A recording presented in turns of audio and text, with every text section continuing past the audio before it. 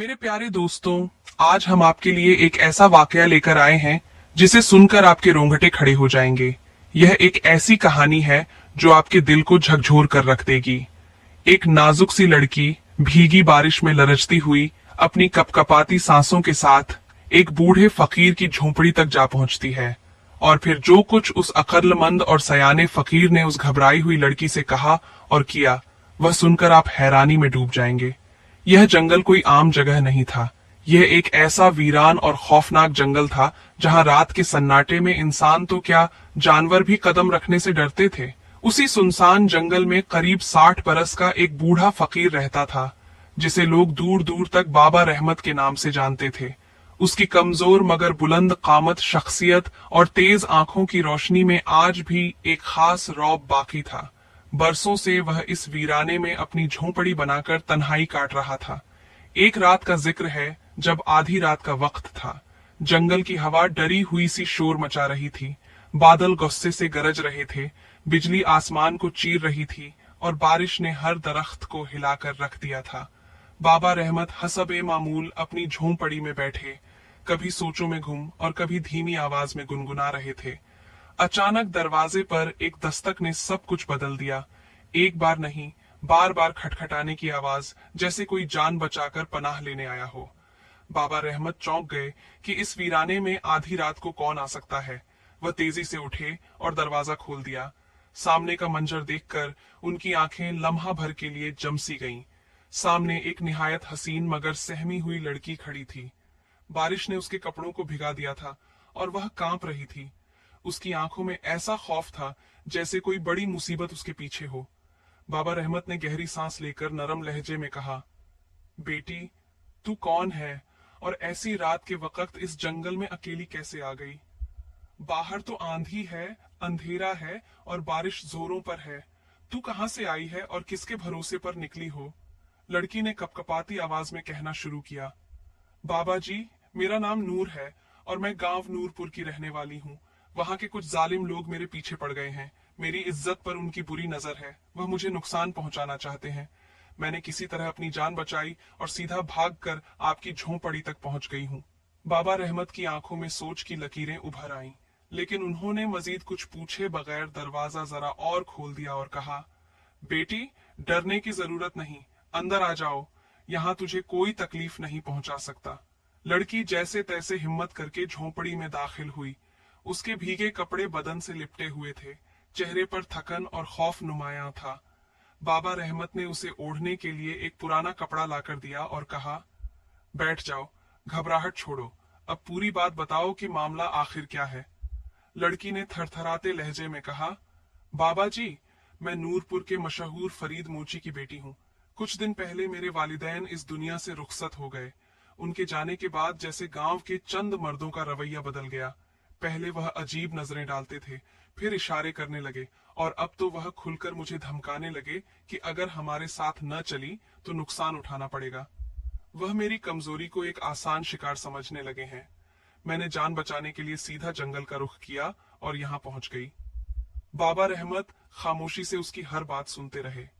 उनके चेहरे पर कोई हैरानी तो नहीं थी, मगर निगाहों में सवाल जरूर छुपे हुए थे।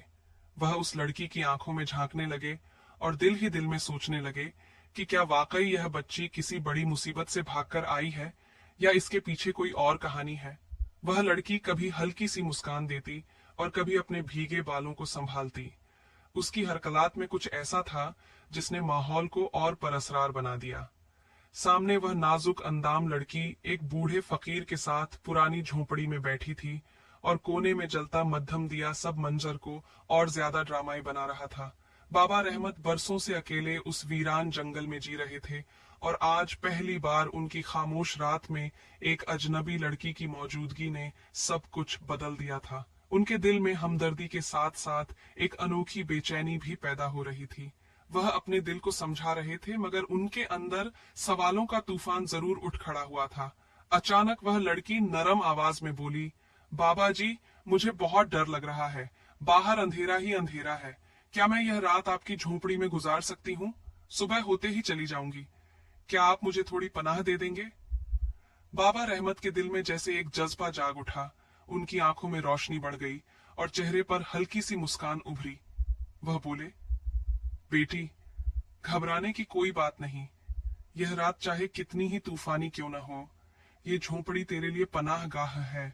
तू सुकून से यहाँ रह सकती है। बाहर घुप अंधेरा छाया हुआ था और बारिश थमने का नाम नहीं ले रही थी। लड़की आहिस्ता आहिस्ता उठी, कोने में जाकर लेट गई और धीमी आवाज में कहने लगी। नूर बोली, बाबा रहमत, मेरी पलकें बोझिल हो रही हैं, मुझे अब नींद आने लगी है। जैसे ही वह लेटी, बूढ़े फकीर के दिल में एक हलचल सी मच गई। बरसों से खामोश उसका दिल जैसे पहली बार जाग उठा। धड़कनें बेकाबू हो गईं और नजरें नूर पर टिक गईं, जो सुकून से आंखें बंद किए लेटी थी। उस रात वह बूढ़ा फकीर कोई फकीर न रहा, बल्कि एक इंसान बन गया। उसकी तन्हाई नूर की मौजूदगी से जैसे चीख रही थी, मगर सब्र का सहारा अभी भी थामे हुए था। हर लम्हा उसके लिए सदियों जितना लंबा महसूस हो रहा था। दिल में बार बार ख्याल आ रहा था कि यह रात कैसे गुजरेगी, किस तरह इस सन्नाटे से जान छूटेगी। बाबा रहमत झोंपड़ी के दूसरे कोने में जाकर लेट गया। आंखें बंद की और नींद को बुलाने की कोशिश की, मगर नींद जैसे उससे रूठ चुकी थी। करवटें बदल बदल कर दिल को समझाता रहा, लेकिन धड़कनें और तेज हो गईं। बरसों के दबे जज्बात अब बेकाबू होने लगे थे। अचानक उस सन्नाटे को नूर की सिसकियों ने तोड़ दिया। बाबा रहमत घबराकर उठ बैठा। उसने देखा कि नूर धीरे धीरे रो रही है। आंखों से आंसू बह रहे थे और चेहरा किसी अंधकारमय दर्द से भरा हुआ था। फकीर उसके पास जा बैठा और नरम लहजे में बोला, बेटी नूर, क्या बात है, तुम क्यों आंसू बहा रही हो? नूर ने सिसकियों के बीच कहा, बाबा रहमत, मेरे साथ जो कुछ बीत चुका है वह जुबान पर लाना भी आसान नहीं। यह सुनकर बाबा रहमत शशधर रह गया। उसने हैरान होकर कहा, आखिर वह कौन सा राज है जो किसी को बताया नहीं जा सकता? अगर जी चाहे तो मुझे कह दो, शायद कुछ समझ सकूं। नूर ने उसकी आंखों में देखते हुए कहा, बाबा रहमत, मैं वह नहीं हूं जो आप सोच रहे हैं। मैं कोई साधारण नारी नहीं, बल्कि एक बदनाम और गिरी हुई हस्ती हूं। फकीर के दिल पर जैसे बिजली सी गिरी। उसने साखित होकर सुना जब नूर ने कहा, मैं आम लड़की नहीं हूं, मैं एक भटकती हुई आत्मा हूं। ये सुनकर बाबा रहमत के कदम जैसे जमीन में धंस गए। होंठ सूख गए। कांपते लहजे में बोला, क्या क्या वाकई तू आत्मा है? ये मानना मेरे लिए कठिन है। नूर ने धीरे से कहा, बाबा रहमत, मुझे मालूम था कि आपको यकीन नहीं आएगा, इसलिए मैं अपनी पिछली जिंदगी की कहानी सुनाती हूँ। फिर वह बोलने लगी, यह कुछ पुरानी बात है। हमारे गांव विष्णुपुर के तालाब के किनारे बरगद का एक पुराना पेड़ है। हम लड़कियां वहां घड़े भरती थीं और नहाने भी जाती थीं। एक दिन जब सब लौट गईं, तो मैंने उस पेड़ पर एक अजीब व गरीब हसीन जवान देखा। वह मुझे पाना चाहता था, यानी मुझसे विवाह करना चाहता था। मैंने अपने बड़ों से सुना था कि उस पेड़ पर साया रहता है। मैं तुरंत समझ गई कि यही वह साया है। उसके बाद उसका जिक्र भी मेरे लिए नापसंदीदा था, मगर वह बाज न आया। जब उसने देखा कि मैं किसी हाल में राजी नहीं हूं, तो उसने जादू कर दिया। उस जादू के असर में मैं उसके कब्जे में आ गई। उसने मेरी मर्जी के खिलाफ मुझसे विवाह कर लिया, लेकिन वह चाहता था कि मैं दिल से उसके हवाले हो जाऊं। वह जबरदस्ती कुछ न कर सकता था, मगर चाहता था कि मैं खुद उसके करीब आऊं। मैंने विवाह की रात भी उसे दूर रखा। इसके बाद उसका रवैया बदल गया। वह मुझे पीटने लगा।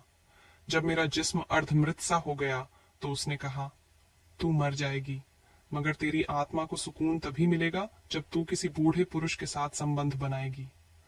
यह सुनकर बाबा रहमत दहल गया। उसके दिल में भय का तूफान उठ खड़ा हुआ। यह ख्याल आया कि शायद नूर उसी शर्त को पूरा करने के लिए उसके पास आ गई हो, और यह अंदेशा सच निकला। नूर ने उसका हाथ पकड़कर कहा, बाबा रहमत, मैं झूठ नहीं कह रही। अगर आपने आज मेरा साथ न दिया, तो मेरी आत्मा हमेशा इस जंगल में भटकती रहेगी। फकीर के जिस्म पर कपकपी तारी हो गई। पसीना बहने लगा। जिसे वह बेसहारा और नाजुक समझ रहा था, वह अब खुद को भटकी हुई आत्मा कह रही थी। वह सहमा हुआ उसकी तरफ देखने लगा, मगर नूर की दिलकशी अब भी किसी अप्सरा से कम न थी। नूर ने आहिस्ता से कहा, बाबा रहमत, सिर्फ एक रात की बात है। अगर आप मेरा साथ दे दें तो मेरी रूह आजाद हो जाएगी और आपकी रात भी खुशनुमा बन जाएगी। फकीर के दिल की धड़कन तेज हो गई। बदन पसीने में भीग गया। लेकिन उसके कुछ कहने से पहले नूर उसके करीब आकर उसकी सांसों में घुलने लगी। अचानक झोंपड़ी के बाहर एक खौफनाक आवाज गूंजी। बाबा रहमत घबराकर बाहर भागा तो देखा कि एक ऊंचे दरख्त पर एक डरावना जिन बैठा है। जैसे ही उसकी निगाह उस पर पड़ी, जिन इंसान की शक्ल में उसकी तरफ बढ़ने लगा।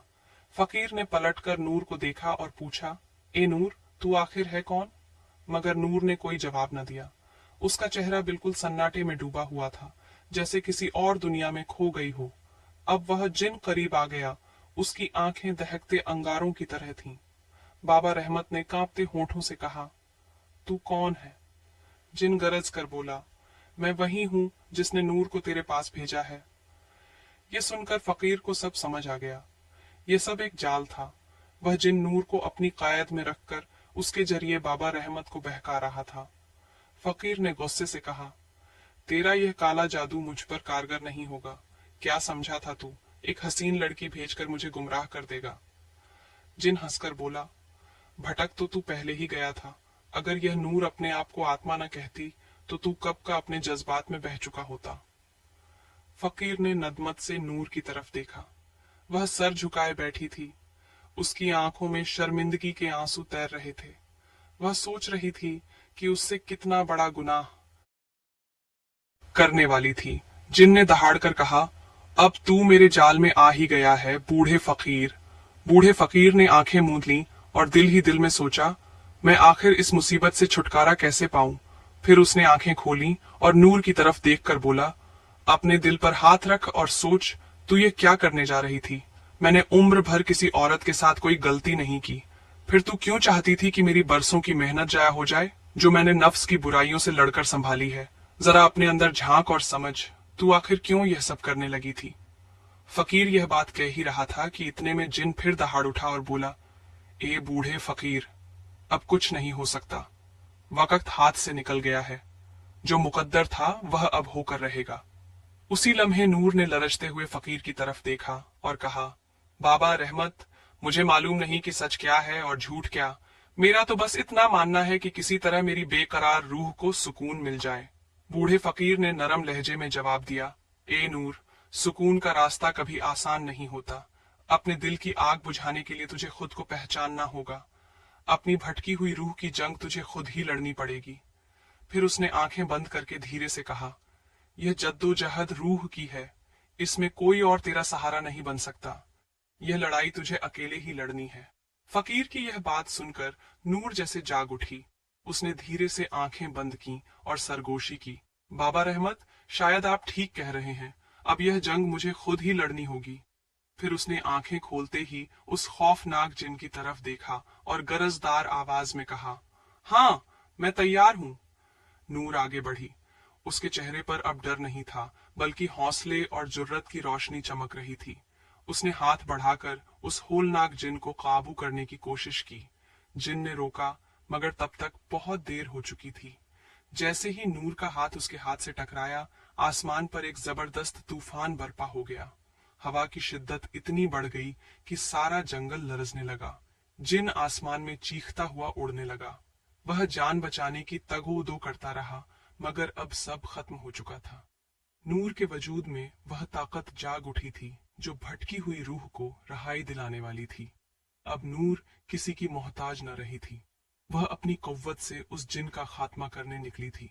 जिन तड़प रहा था, चिल्ला रहा था, लेकिन नूर की आंखों में अब सिर्फ बदले की आग और सुकून का अज़्म दिखाई देता था।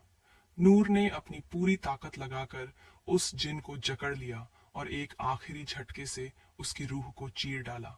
उसी पल वह जिन फजा में भड़क कर राख हो गया। जब तूफान थमा और झोंपड़ी के अंदर की मध्यम रोशनी वापस आई तो नूर ने आंखें खोली। उसने देखा कि बूढ़ा फकीर उसके सामने खड़ा है। उसके चेहरे पर गुस्सा नहीं था, बल्कि सुकून भरी मुस्कुराहट थी। नूर ने शर्मिंदा होकर सर झुका लिया और कहा, बाबा रहमत, मुझसे बहुत बड़ी गलती होने वाली थी। आपने मुझे उस जिन के धोखे से बचा लिया। मैं दिल से आपकी ममनून हूं। फकीर ने सादगी से मुस्कुराकर कहा, यह मेरा फर्ज था। भटके को रास्ता दिखाना ही असल खिदमत है। अब तू आजाद है, जहां चाहे जा सकती है। नूर झोंपड़ी से बाहर निकली। अब उसकी चाल में लर्जाहट नहीं थी, बल्कि आजादी की ठंडी हवा थी। वह जंगल के उस रास्ते पर चल पड़ी जहां से कोई भटकी हुई रूह कभी वापस नहीं आती। दोस्तों, इस कहानी से हमें यह सबक मिलता है कि इंसान की असल लड़ाई दूसरों से नहीं बल्कि अपने अंदर के खौफ और कमजोरियों से होती है। अगर हम अपने दिल पर काबू रखना सीख लें तो कोई भी शैतान, कोई भी जाल हमें बहका नहीं सकता। याद रखें, बुराई चाहे कितनी ही हसीन रूप में क्यों ना आए, उसका अंजाम हमेशा बर्बादी होता है। लेकिन अगर दिल मजबूत हो तो सबसे अंधेरा रास्ता भी रोशनी में बदल जाता है।